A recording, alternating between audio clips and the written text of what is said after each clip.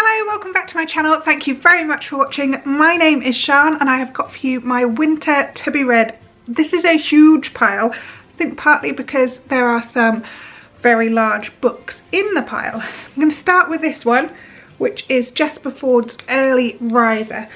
I love Jasper Fford and I don't know why I haven't got around to reading this sooner. My mum gave me this quite a long time ago. It obviously came out this year.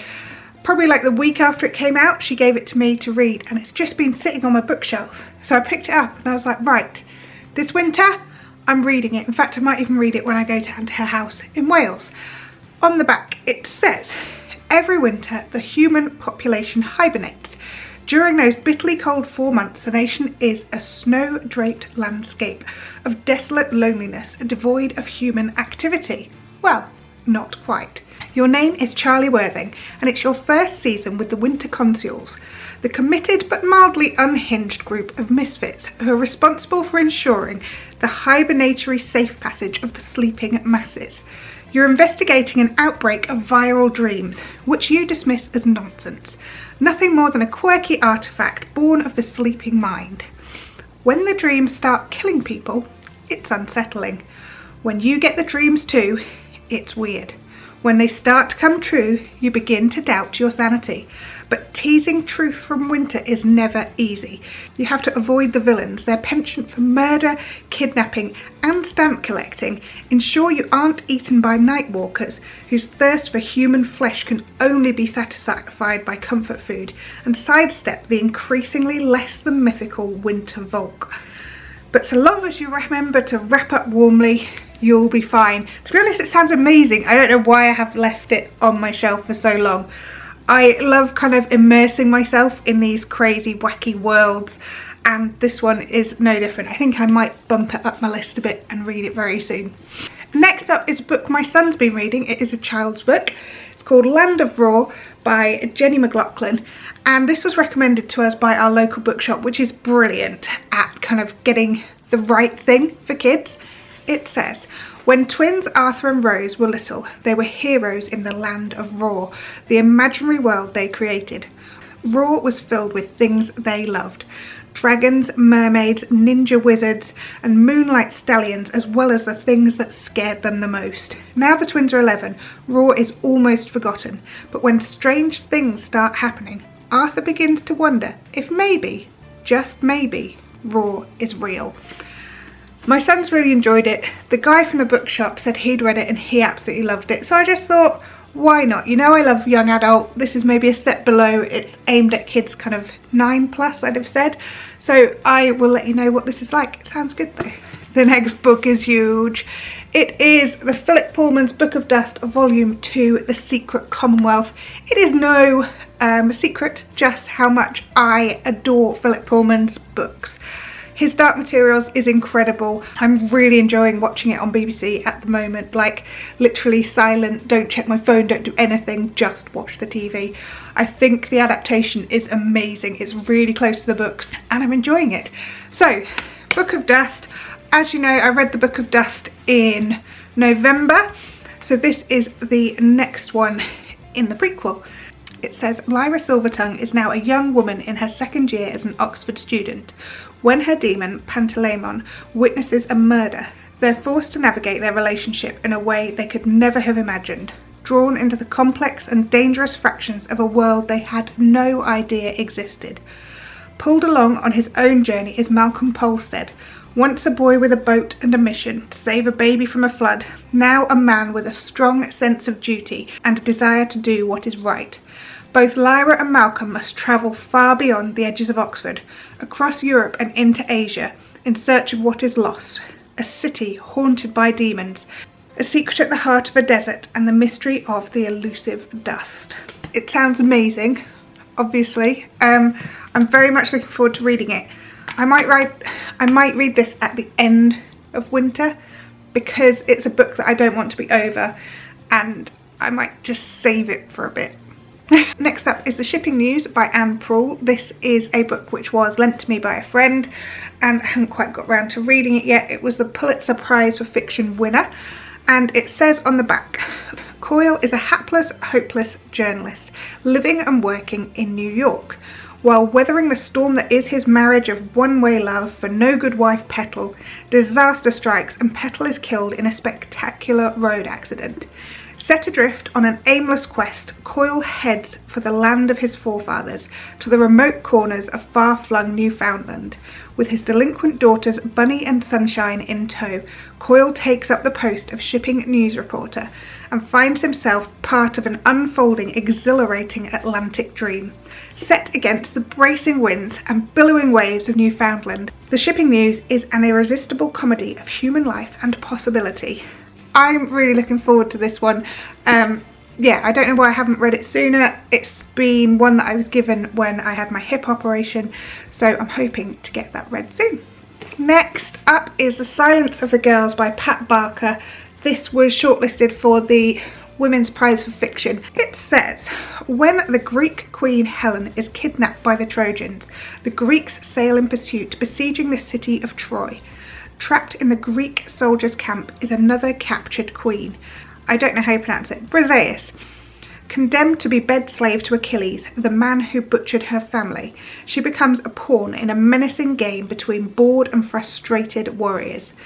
In the centuries after this most famous war, history will write her off, a footnote in a bloody story scripted by vengeful men.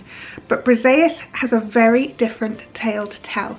So this is her tale. It sounds a little bit like Circe. This kind of style of writing is obviously very popular at the moment, but yes, another one that I'm looking forward to. I'm looking forward to all of these, obviously. Next up is The Reluctant Adult by Katie Kirby, aka Hurrah for Gin. I was given this by Lisa Hollybobs and Becky Beeks, and yeah, again, it's something I was given when I was kind of immobile and haven't quite got round to reading. It says on the back, do you struggle to say no to people? Are you paying membership for a gym you never go to? Do group chat politics make you want to throw your phone under a bus?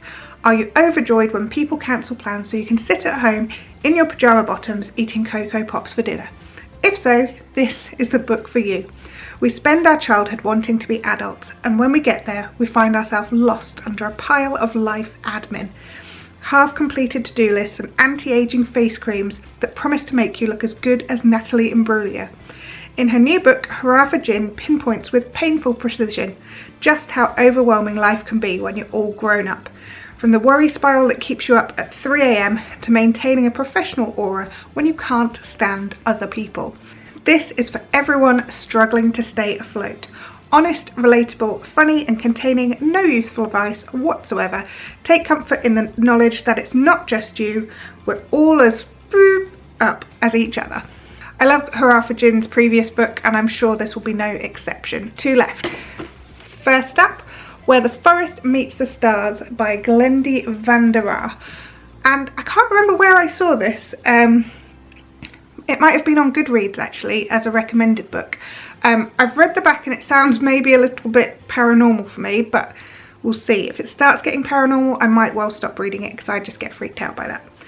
Okay, after the loss of her mother and her own battle with breast cancer, Joanna Teal returns to her graduate research on nesting birds in rural Illinois, determined to prove that her recent hardships have not broken her. She throws herself into her work from dusk to dawn until her solitary routine is disrupted by the appearance of a mysterious child who shows up at her cabin barefoot and covered in bruises.